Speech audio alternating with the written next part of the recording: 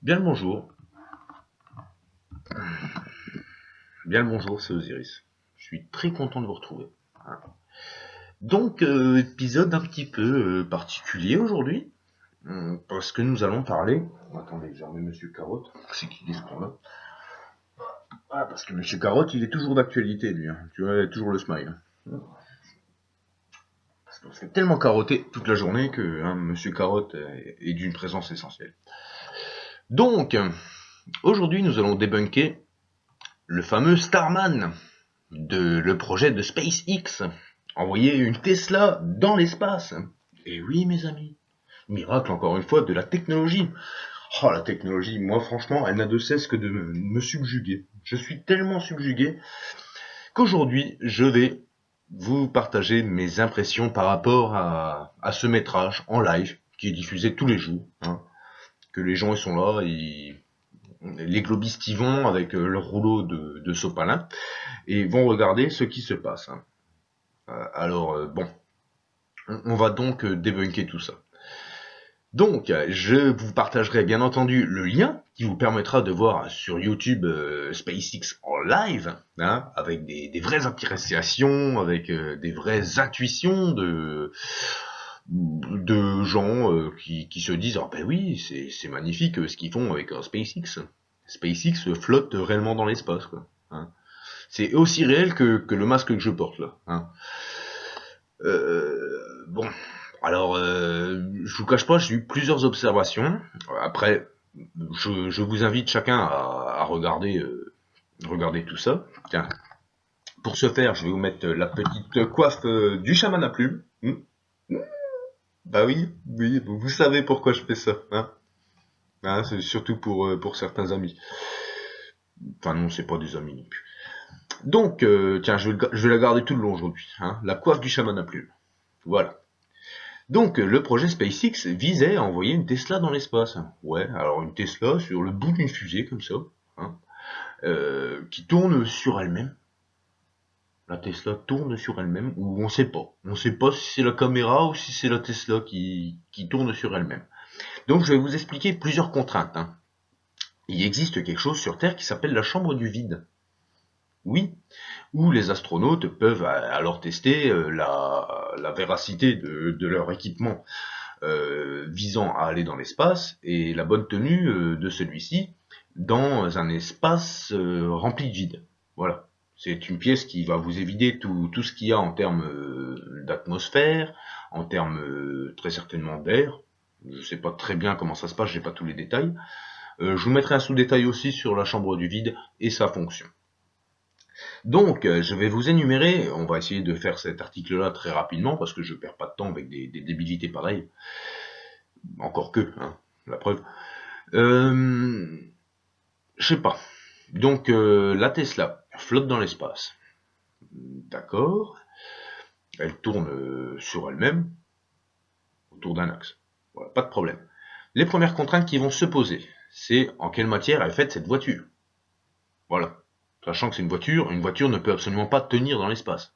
C'est incohérent, quoi. En quoi sont faits les phares à l'arrière quels sont les matériaux utilisés, sachant que le plastique ne pourrait pas aller par-delà plus 150 degrés, et moins de 150 degrés sous certaines contraintes. Alors, à se renseigner aussi sur les températures qui se pratiquent dans l'espace, bien entendu. Je suis pas géophysicien non plus, donc j'ai pas toutes les informations. Mais néanmoins, c'est la première contrainte qui se pose. Cette voiture tourne sur elle-même. D'accord. Vous remarquerez que en contre-champ, quand la voiture n'a pas la terre derrière elle, il y a des bulles d'air qui remontent. Voilà. On voit le noir, on voit pas en contrefond d'étoiles, mais par contre, on voit des bulles d'air s'échapper à intervalles réguliers. Bon, certains diront que c'est des particules de glace qui sont expulsées par les réacteurs et tout ça. Sauf que le problème, c'est qu'elles ont toutes tendance à monter. Il n'y en a pas une qui va prendre une direction comme ça, et une autre qui va prendre une direction comme ça. Encore que de temps en temps, il y en a qui sont un petit peu sur un axe comme ça, mais néanmoins, elles vont toutes vers le haut. Donc, il s'agirait volontairement bien de bulles d'air. Après, les autres contraintes qui se passent. Donc là, je la vois en temps réel, tourner. Donc là, elle n'est pas dans l'axe de la Terre. Sauf que quand elle est dans l'axe de la Terre, qui sur le papier, la Terre tourne, vous me suivrez, à 1600 km/h sur elle-même, il n'y a aucun mouvement. La masse nuageuse ne bouge pas, la Terre ne bouge pas, et on aurait peut-être pu avoir une bonne intuition en se disant que les continents bougent. Ah bah tiens, là j'ai vu l'Australie. Ah bah tiens, là j'ai vu l'Amérique. Ah bah tiens, là j'ai vu la France. Ah bah tiens, là j'ai vu la Russie. C'est même pas le cas. Parce que sur cette terre-là, eh ben figurez-vous qu'il n'y a pas de terre. Voilà, c'est Waterworld. Donc le fameux Starman, qui vole dans sa caisse là, au-dessus de la stratosphère et puis de tout le reste, le fait devant une planète remplie d'eau. Donc là, je suis en train de voir le Soleil. Donc vous remarquerez déjà qu'en regardant le Soleil, il n'a pas la réfraction qu'on peut lui constater. C'est-à-dire que là, il y a des rayons un peu partout, et on a vraiment l'impression que c'est pas le Soleil. Que c'est un projecteur comme ça, qui est mis, et puis ça tourne. Voilà. Donc voilà, je vais vous faire le listing de toutes les incohérences qu'il y a. Donc je vais attendre que le fameux Starman des étoiles se replace devant la Terre. Je vais vous faire une petite corrélation sur le fait que Starman, c'est l'anagramme de Monsieur Satan. Ah, ouais, intéressant. Qui gouverne le monde? Ouais, allez, pas besoin d'en dire plus. Donc des réfractions complètement bizarres, pas de présence d'étoiles derrière Starman, parce que là je suis toujours sur le contre-jour. Voilà, contre-jour qui des fois est coupé pour remettre. Donc on peut aussi échafauder que c'est une loop movie, quoi.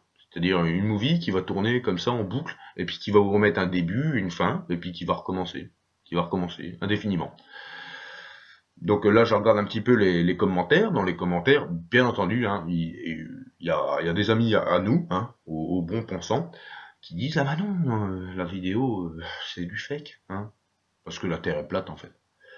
Voilà. Après, je m'étendrai pas sur le sujet parce que on a toujours nos détracteurs derrière qui sont bien attentionnés et puis qui ne loupent rien du tout des gens comme moi. Donc, Starman se remet dans l'axe de la Terre, qui tourne, je vous le rappelle, à 1600 km/h sur elle-même. Les masses nuageuses ne bougent pas. Voilà. Donc là, je vois de l'eau, et de l'eau en fait. De l'eau et des nuages. Donc au choix, sur cette terre-là qui nous est montrée, il y a soit des bisounours, parce qu'il y a beaucoup de nuages, soit des snorkies. Tu leur files une paille, ils vivent dans l'eau, les gars. Donc là, ça bug, on sait pas pourquoi, parce que oui, je vous dis, des fois, ça coupe. Mais bon, ils sont capables de nous montrer le soleil, mais par contre, ils sont pas capables de nous montrer les étoiles, quoi. Et à titre de rappel, Sirius, l'étoile la plus brillante de notre système solaire, brille 600 fois plus que le soleil. Ah ouais, je suis désolé de vous dire ça, ça va pas vous perdre, les globounets. Mais non. Starman est dans un studio. Donc voilà, là je suis complètement dans l'axe de la Terre. Je vois à peu près la moitié de la Terre, toute bleue avec des nuages. Il vous manque pas quelque chose, sincèrement. Donc vu l'éclairage de la Terre et tout ça, là par contre, je ne vois pas de bulle d'air remonter. Là, je vois pas de bulle d'air, parce que, normal, il y a un écran derrière, et il y a quand même une grosse image de Blue Marble. Même pas Blue Marble, parce que Blue Marble possède de la Terre. Donc là, on sait pas ce qu'on nous montre. Ça doit être Onderon. Vous savez, Onderon dans Star Wars. C'est une planète remplie d'eau. Donc, aucun mouvement de la masse nuageuse, aucun mouvement de la planète, elle ne fait pas comme ça. Et là, étant donné que je n'ai pas vu ni l'Australie, ni la Russie, ni la France, ni l'Amérique, je sais pas si ça tourne. Ça tourne pas pour moi. Ou alors, c'est Starman qui tourne autour de la Terre. Je sais pas. Il tourne à la même vitesse que la Terre, et puis il nous montre tout le temps la même face. Encore que ce serait ça, et qu'il fasse tout le tour de la Terre, et qu'il nous montre la même face. Il y a aucun endroit sur Terre où c'est qu'on pourrait voir la moitié du globe rempli d'eau. Là, on est dans l'incohérence complète, mes amis. Donc, voilà. Donc je vous dis que Starman est un gros fake, mais vraiment un gros CGI, parce qu'il n'y a rien de vrai. Il n'y a pas d'étoiles, il y a des bulles d'air, les contraintes physiques de la matière ne permettent pas d'avoir une bagnole dans l'espace avec des jantes à lu, des pneus, une chaîne IFI, un système d'aération et peut-être même une carrosserie. Et voilà, donc là je repasse en mode contre-jour. Donc ils ont bien veillé à ce que se réfracte dans la carrosserie la terre, hein, que ça se réfracte aussi sur sa visière. Et là, j'ai à nouveau mes bulles d'air qui remontent. Voilà. Sachant que, voilà, j'ai Starman, qui est sur le bout de ma fusée, et j'ai le réacteur. Et Starman avance comme ça quand même. Il faut se le mettre bien en tête, ça. Ils ont pas raté le réacteur, il est pas en vol stationnaire. Parce qu'il n'y a pas de vol stationnaire possible. Bah oui, il n'y a pas de vol stationnaire possible, parce que je vous rappelle d'où sont quand même mes philosophies. Elles vont plus volontiers vers la platosphère que vers la globosphère. Donc voilà, ils montent comme ça. Et pourtant, pour les détracteurs, ils disent que c'est des particules de glace qui sont injectées du réacteur, mais qui remontent comme ça, quand même. Alors, faudra m'expliquer comment les particules qui sont expulsées comme ça peuvent remonter jusque-là, et dans ce sens-là. Là, franchement, je reste dubitatif. À moins vraiment que, ouais, c'est le tumulte. Ou alors il est dans l'eau, Flatman. Donc voilà. Pour moi, je voulais en arriver là, et la parenthèse est faite comme ça. Il est dans l'eau. Il est dans l'eau, devant un écran bleu. Voilà. Comme ils ont fait leurs tests, leurs éminemment tests, et puis toutes les métrages avec l'ISS, dans l'eau, avec l'ISS taille 1-1. Donc là, il se remet dans l'axe. Le tour d'avant, j'avais le droit au bas de la planète, qui était tout bleu, avec une masse nuageuse immobile, comme la Terre elle-même immobile. Donc là, j'ai la chance de voir Starman, comme ça dans sa caisse, et de voir la planète là. D'accord. Vous me suivez. Tout bleu. Tout bleu. Des nuages immobiles. Pas de terre. Donc en fait, pour moi, elle a pas fait un tour. Elle a pas fait un tour, elle a pas bougé. Mais pour moi, c'est pas la Terre. Sur la Terre, c'est compris dans le texte. Sur la Terre, il y a de la Terre en fait. Ouh. Je vous laisse le lien. Je vous laisse établir un petit peu dans votre tête ce qu'il est bon de penser et puis ce qui est complètement faux et tout ça. Et encore que j'ai pas de Terre et tout ça. Elle est où la Lune? Starman, il passe jamais près de la Lune? Ah oui. Oui, parce que si je vois le soleil à un certain moment donné, déjà je devrais voir Sirius, qui brille 600 fois plus que le soleil. Bah oui, c'est une étoile Sirius. Et puis je devrais peut-être voir la Lune aussi de temps en temps. Non? Non. Donc je sais pas. Je pense qu'il doit certainement exister des sites pour savoir où c'est que se trouve Flatman en temps réel et tout ça. Ah oui, Flatman. Pardon. Et puis, dernière petite parallèle, les réfractions ne sont pas bonnes. Voilà. Parfois, quand vous le voyez et puis que vous voyez la Terre derrière, il est éclairé quand même derrière. Mais c'est pas dit que derrière il y a le Soleil. Et je vous dis, regardez la réfraction du Soleil sur les vidéos de Starman, vous verrez bien qu'il y a vraiment un gros défaut. Le Soleil n'éclaire pas comme un projecteur. Il va pas me dessiner toute une couronne de rayons comme ça. Après, j'ai une vue du réacteur qui me montre que le réacteur, il est arrêté. Voilà. Alors, réacteur, Starman, Terre, parfois Soleil. Donc là, j'ai une réfraction du Soleil. Voilà. Là, j'ai Starman en vision du cockpit. Donc, il tient son volant, il est marqué don de panique. Bon, non, ça sert à rien de paniquer, il est dans l'eau. Non, je sais pas. Moi, pour moi, ça me laisse même pas rêveux. Ça me laisse même pas heureux de le voir, parce que bon, je pense que vis-à-vis de ce que je vous dis, ils vont régler les problèmes au fur et à mesure. Alors au fur et à mesure, avec leur blue screen, ça m'étonnerait. Toutefois, ils vont pas pouvoir quand même nous arranger le fait qu'on a des bulles d'air en contrefond.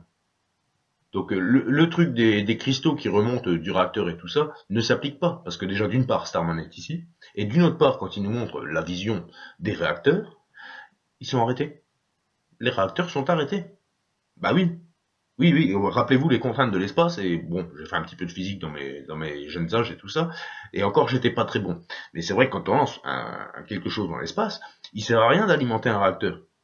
Ça sert à rien, parce que quelque chose qui est lancé dans l'espace, à moins qu'il trouve un obstacle, il gardera la même constante.